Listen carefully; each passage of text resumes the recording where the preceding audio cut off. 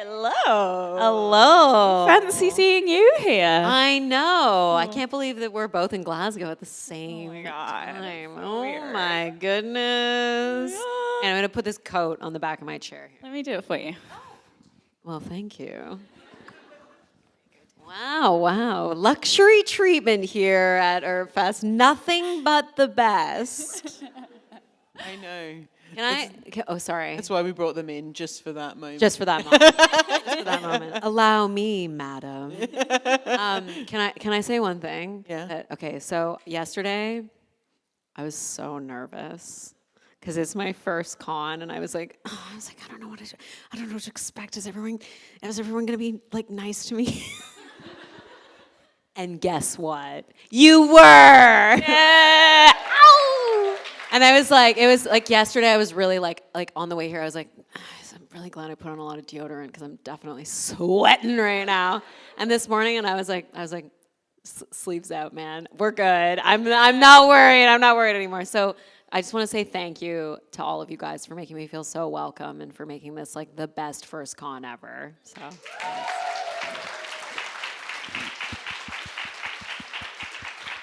That's our brand, man.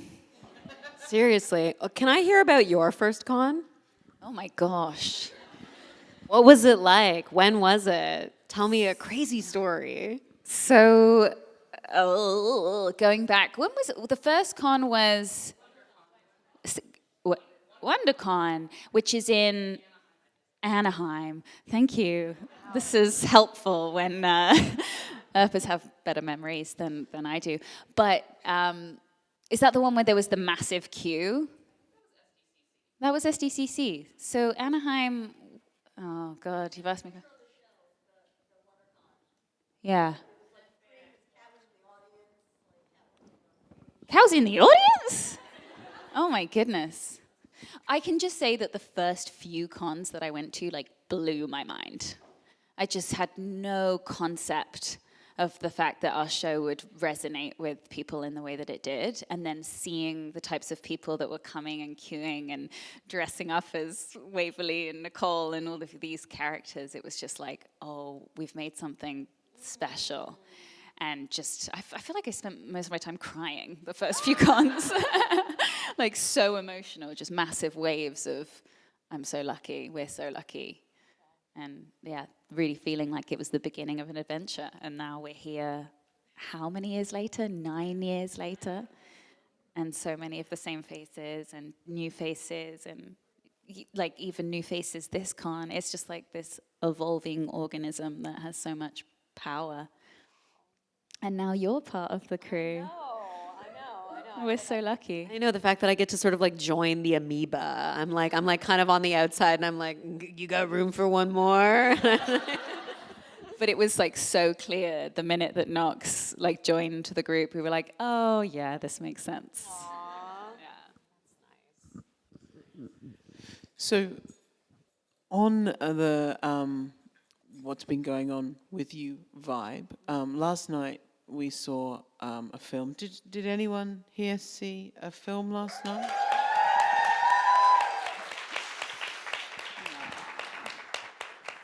Thanks y'all. Does anyone here want to see more? Yes! So, some of you might have missed the panel yesterday, but both of these beautiful humans have been working on different types of projects. And we'd love to hear about them if you're willing to share. And about like the EarpVerse and the creative process after being part of the EarpVerse and the influences of the EarpVerse upon your work and any tidbits and exclusives. Absolutely. I'm also really curious to hear more about your new project, because we have like these little glimpses when we connect in the green room for like 5 minutes, and then I'm like, I want to hear more, and then I have to like run off. So yeah, I'm excited. Would you like to start? Sure. Great. Well, I think it's so interesting too that like everyone who is on like the sort of like literally everyone who is here directs and produces. Yeah. Like Tim, Mel, you, Kat, and me. Like that's wild that, and like I think when you started Earp that was not the case, right? Which is just like, I think, you know, the industry in an interesting way is like shifting and morphing, and it's creating the opportunity for women and non-binary people to kind of take the stage a little bit more in terms of directing projects. And I think that Emily being at the top of the pyramid for Earp was really instructive, I think, in terms of just like being like, I can do this, you can do this. You guys, like, it's not something that is impossible. This is like, it's not a man's world anymore. And, you know, anybody can, you know, tell their story and has, you know, like there's so much imposter syndrome, I think, that happens with directing and writing and producing, especially if you didn't go to film school, which I did not go to. I made this little web series like a million years ago called Barbell, which was like the first thing that I ever made. And it was about two queer pop stars, and they were in love, and they had to pretend to be in a relationship. And this was literally 10 years ago. And I didn't know what the hell I was doing when I made that show. But I just knew that I wanted to make something, because I was like, I have this story that I want to tell, and I have this like comedy style that I want to try out.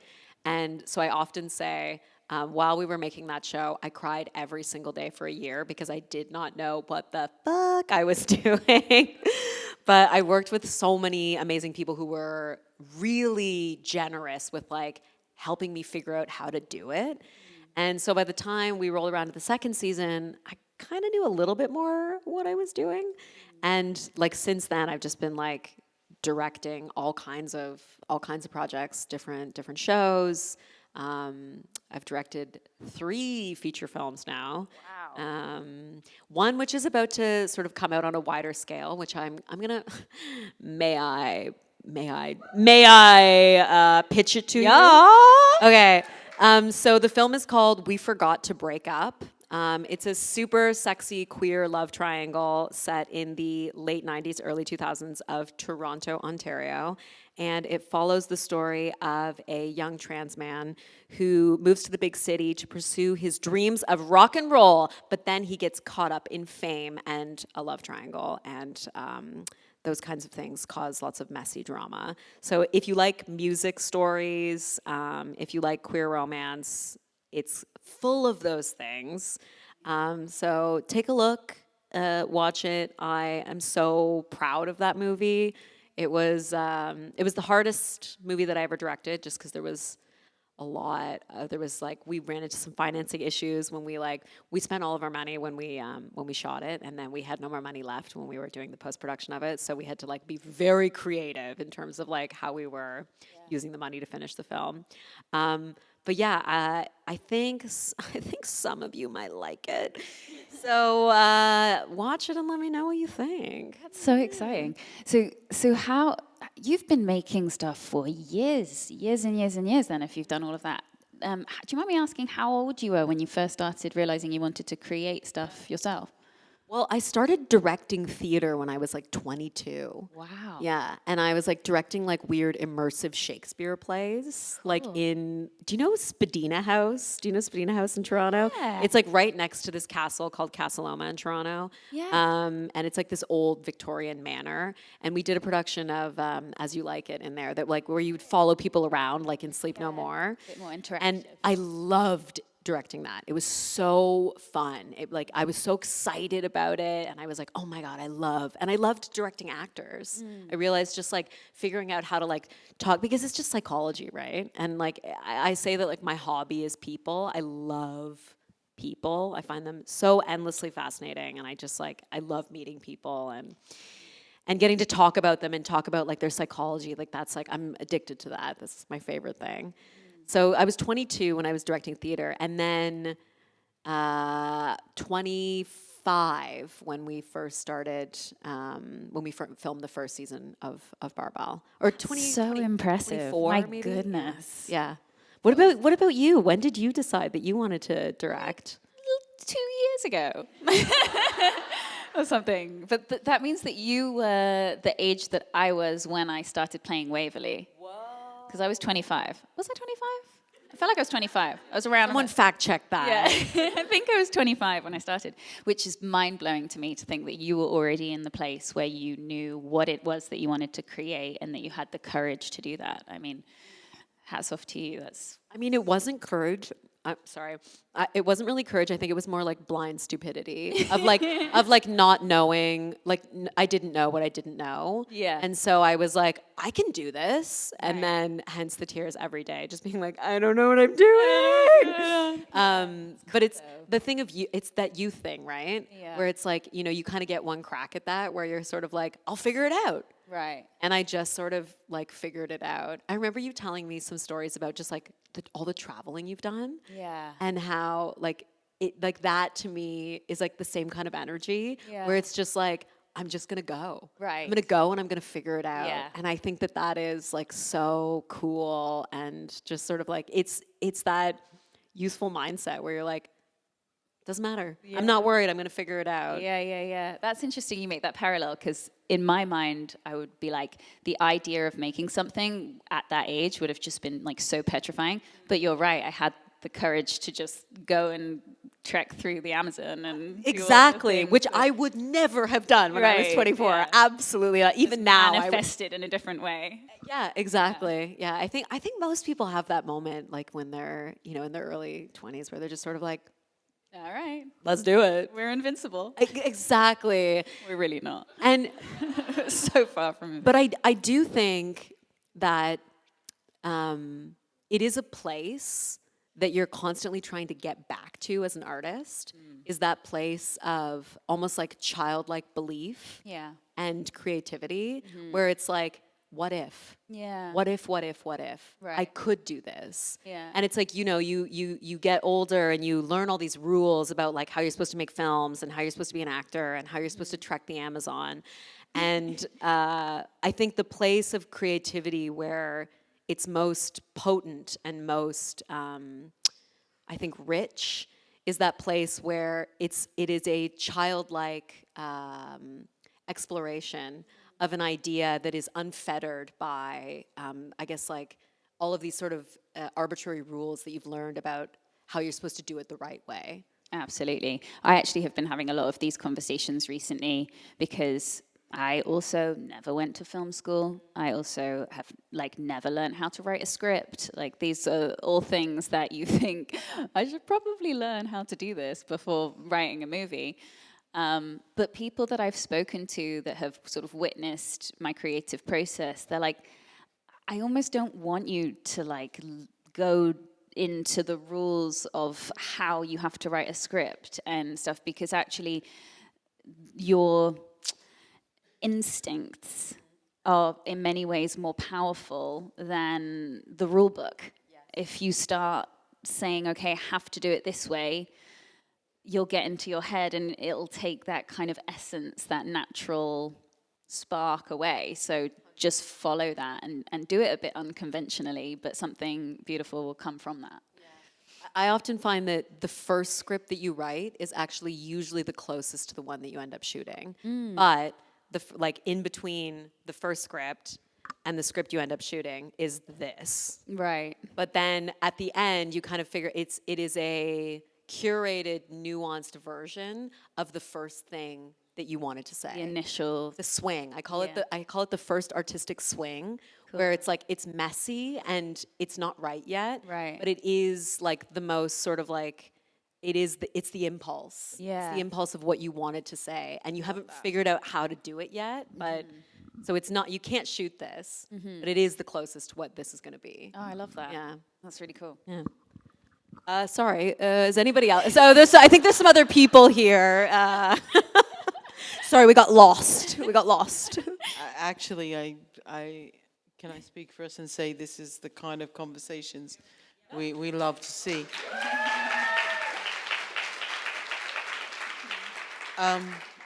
This is your first EarpFest, but this is Dom's second EarpFest. The traditional we grill you with questions panel is not really our vibe. We actually really appreciate the conversation, the vulnerability, the openness that you have with us. So please never apologize for that. Okay. But I will ask so that I don't run out of time. Is there anyone that has any questions whilst we're here? Ah, beautiful. I'd just like to really acknowledge this group at the front and their absolutely banging t-shirts. Seriously. Can we all just take a moment? Sure. They are serving. Hello? Yeah, sorry. Question for Knox. So when you were picked from the other 7 Canadian actresses for Winona Earp, how much have you seen Winona Earp before that? I had watched all of season 1, and then I think because I had auditioned for another role in season 4 or 3 or 4, I can't remember. So when I auditioned for that, I like tucked back in and I was watching again and I was like, the show is so good. Like it's just, I think there was like, and I mean this in like the most positive way, there's a campiness to it that I love. Like I love camp. I think it is like stuff that's like, it's like, yeah, we're taking a big swing here, but we're aware that this isn't like Marvel level budgets. And I think that that is something that's like, I love that. I love when props are real. I love when effects are like a little bit, you know, sort of janky. I think it's kind of, I think, yeah, I think it's great. So anyways, yeah, I had watched all of season 1 and then I can't remember, I watched the episode with Jan Arden when she's like, it's like a love potion where everyone's falling in love with the wrong person. And I was like, to me, I was like, it's Shakespeare, man. It's Midsummer Night's Dream. I was like, the show fucking rocks. I was like, it's like tickling all of my nerd funny bones because I love, oh my God, so much. I love Shakespeare. I'll say it here. I'll say it now. And so like when I saw that, I was like, this is so fun. And then I remember looking up the writer on that one and it wasn't Emily. It was, oh my God. What? No, I don't think so. Noelle. I believe it's Noelle who wrote that episode. And I'm a huge Noelle fan. I think she's great. So yeah, that's what I had watched of it. And I will say this, I have still not watched the finale of Winona Earp, like of season 4. Season 4. I can't, because I don't want it to be over. I kind of famously hate beginnings and endings. I only like the middle of things. Yeah. So I usually skip the pilot and I usually skip the finale because I'm like, I just want to be in it and I don't want things to start or be over. I just constantly want to be in the middle. Ooh, we hit. The finale is worth it for the fuck tally, to be honest. The what? The number of times people say fuck. Oh, right. I thought you were like actually talking about fucking, and I was like, oh, I missed that bit. Is there a director's cut of this Yeah. episode that I have not seen? This is something I need to see. That would be awesome, but no. Not gonna lie, I think, you know, if you wanted a budget for your next film, you drop that on a Patreon. Director's cut. Functionally through the roof. Yeah, director's cut. Only on OnlyFans. Awesome. This is actually kind of a good idea. Yeah. Yeah, no, I'm serious. Honestly, shake that moneymaker. I like the idea of releasing something only on OnlyFans. I think that. Can you imagine it? Can you imagine it direct to OnlyFans? Yeah, I think it would be a cool platform to release something on. I genuinely do. I think I would be kind of subversive and like, you know. I don't know. I've never been on OnlyFans. Yeah. I can't really speak for it. Right. I think it'd be kind of cool. Yeah. In just very small snippets. Yeah. Like a really adverse TikTok. Yeah, love it. Are there any other questions out there? Oh, Danvers. Hello, my love. Thank you. I will use this. Thank you. It's another question for you, Knox. I was obviously heading on to the set of Vengeance. You're going into a cast that really knows each other. They really love each other and support each other. How is that like for you, kind of at the beginning and the journey through it? I'd love to hear more about that. I mean, I feel like I may have said this once or twice before, but literally the nicest cast of all time. Obviously, I was nervous. it was a bunch of legends. I was flying into Calgary hot. I knew Caparel because we had gone to theater school together a number of years ago. Yes, we did. Oh, yeah. Yes. And, but I didn't really know anybody else. So I was like, okay, I got to know my lines so good. I got to show up. I got to be amazing. And the first night that I got there, and I also knew Danny Kind. So the first night I got there, I had dinner with Danny and Kat. And they, were kind of telling me all about like the set, and they're like, everyone's so nice, Paolo works really fast, so if you only get a couple takes, don't worry about it. It's not because you suck, you just need to move on. And I was like, that's great, good to know, because I do get a little self-conscious about that sometimes. I'm always like, did I do good? Did you like it? And Paolo's like, yes, amazing, go. And it's kind of like, and I'm So true. He's not the person who's going to give you positive affirmation. No, I know. And I like a director that's like, I loved it. Yeah. We got it. 10 out of 10. And I'm like, oh, really? You're sure? Yes, we got it. Paolo's like, but as soon as you know that, it's fine. And then Emily's always kind of like behind the camera being like, we got it. And you're like, okay. And you're like, okay, good. And hilariously, the first time that I met Mel was the day we filmed the scene where I choke her out on the ground. So that was like literally the first time I had met her. So it was kind of like, hey, hi, nice to meet you. And she was like, you can choke me as hard as you need. And I was like, ma'am, I'll do my best. But Mel was just like, so kind and was like, is such a pro too. Just like, I felt so taken care of because I knew I was in the presence of somebody who knew exactly how to get this done and exactly how to make it look really cool.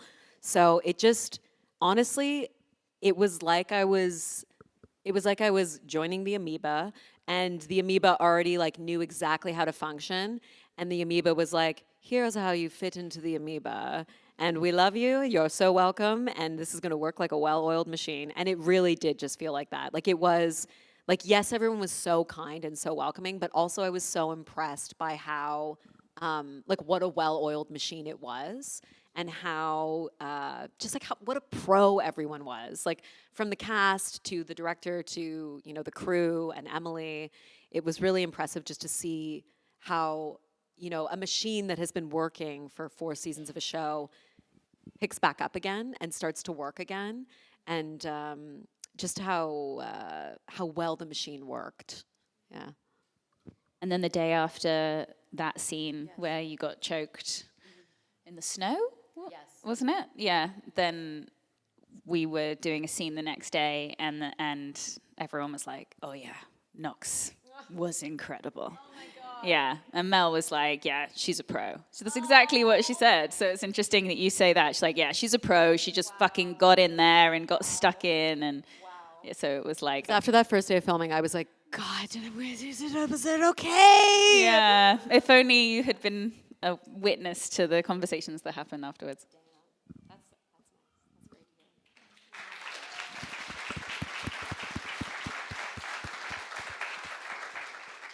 So my gorgeous, luscious lovelies, that is all we have time for here today. I know it's happened really quickly. It's been very quick. But we hope to see you in some of our other ops, and Tim and Mel are going to be into their panel in the not too distant future. But just for a moment, I'd like us to just be really present for just a moment and just acknowledge like how nice it is for us all to be together, enjoying these moments together as both fandom, friends, and family, and just acknowledge that everyone's here and healthy. And it's a really beautiful thing. So thank you so much.